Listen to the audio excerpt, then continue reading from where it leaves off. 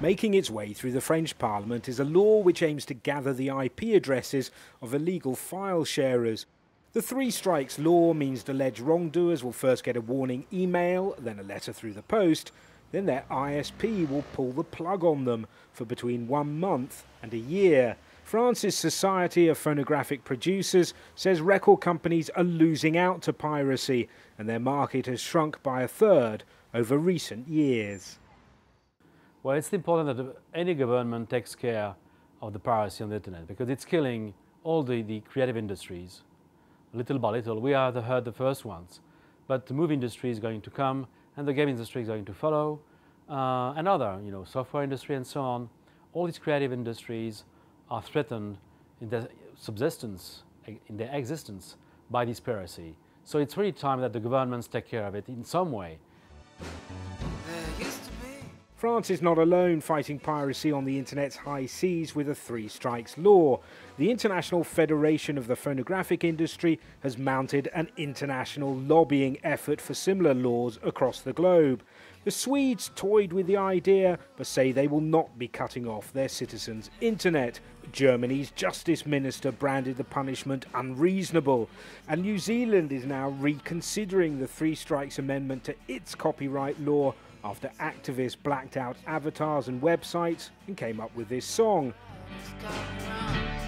So why such opposition to a measure which is, after all, just trying to enforce the law? Critics say it's an invasion of privacy, but also there's no due process, no trial. There's just an illegal download, an IP address, an accusation, and a penalty.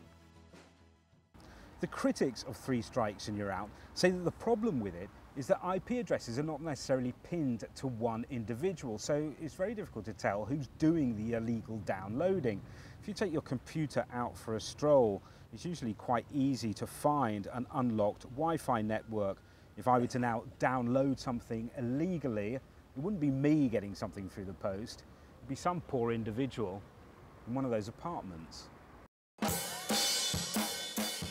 But there's more to the opposition to this law than civil and legal rights. The debate has exposed a gulf between different ideas about how creativity should be rewarded and digital content distributed. I had a coffee with the founder of Jamendo.com, a website where the music flows freely for private use, but where you pay if you make money from it. I think we don't have so much to gain from punishing the users that are often the very best fans of the artists. We think we will create more value and more innovative things if we reward the biggest fans of the artists. I think the internet is in a way not auto-adapting, but you have to let the place to innovation and try to come up with new models instead of trying to enforce the old one with law, and that's not going to do any good for the industry. Jamendo might be good for acts starting out, but another idea for established artists is a flat monthly rate for downloads as part of a broadband subscription package. The record industry says they would support this if backed up with strong piracy law. I think that's the right way for people keeping the habits they've taken while pirating, okay, but in a legal way. That's clearly what we want to achieve with that law, to move these people from that don't pay with the same kind of easiness, get these tracks from legal sites with a payment that is acceptable for them, and it's sufficient for the industry to invest and to live. But some doubt whether the record industry will ever relinquish the enormous control it currently has on the market to determine which artists and which tracks become big hits.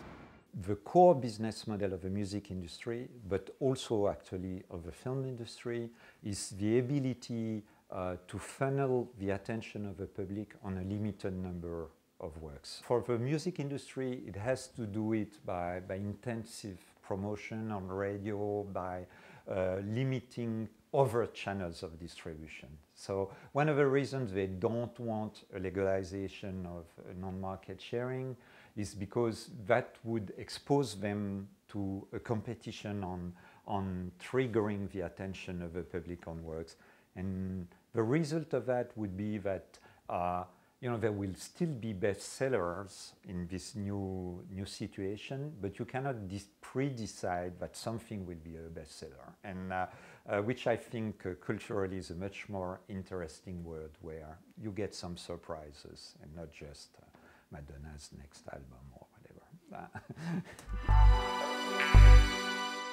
The French Parliament will vote on the three strikes law in early April. If it gets through, the approach could well be taken up by other countries undecided on how to tackle the issue of piracy and illegal file sharing. If so, three strikes could be on the agenda of a government near you.